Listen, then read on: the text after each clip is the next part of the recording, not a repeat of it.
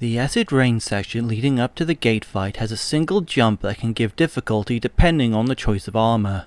While the Falcon, Blade and Ultimate armor can all pass the section by sliding down the wall and then using the air dash to cover the distance, neither Shadow or unarmored X is capable of doing so, instead requiring the hyperdash part.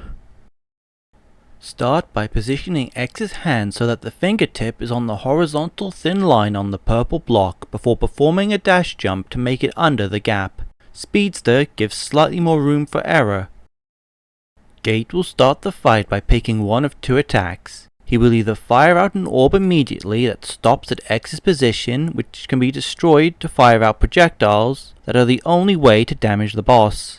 Using saber-based attacks is the most reliable way to break the orbs. The other attack will have Gate float there for a moment before moving towards X's position. Since he will always move in the most direct path to X, he can be baited and then jumped over using either an air dash or a wall dash jump. Doing this correctly will keep him in an easily controlled loop.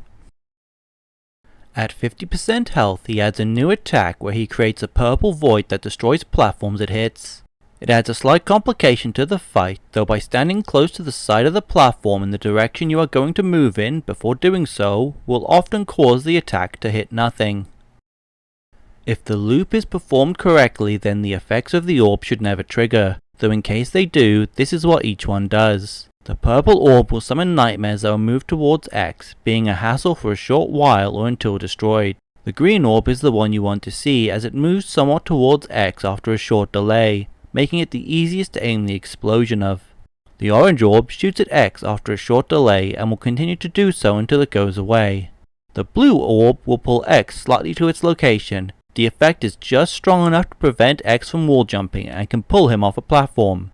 The red orb is pure evil, causing the game to slow down, stretching X's movement frames. This will cause dropped inputs, making it difficult to jump, let alone anything more complex. In regards to armors, the ones with horizontal mobility perform the best, with Falcon armor's air dash and Blade armor's charge making them the most useful. Shadow armor's ceiling leap can lead to Gate placing an orb in a bad location, and Ultimate armor's Giga attack can get caught on platforms if you are not careful. Zero has the easiest time in the fight, since the Z-saber is the best way to pop the orbs, and he has excellent mobility.